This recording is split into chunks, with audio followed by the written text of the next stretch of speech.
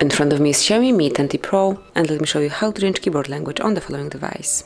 So at first, just open the messages, in my case they are right here. Tap on a new one on Start Chat, pick whichever contact you have around, and just take a look. Currently, we are set up with Portuguese. And then if you'd like to change it, just click on the settings icon, select languages, click Add Keyboard, and now select the one that you would like to apply. As you can see, the list is super long, so you will definitely find something suitable. Let me pick, for example, Hebrew.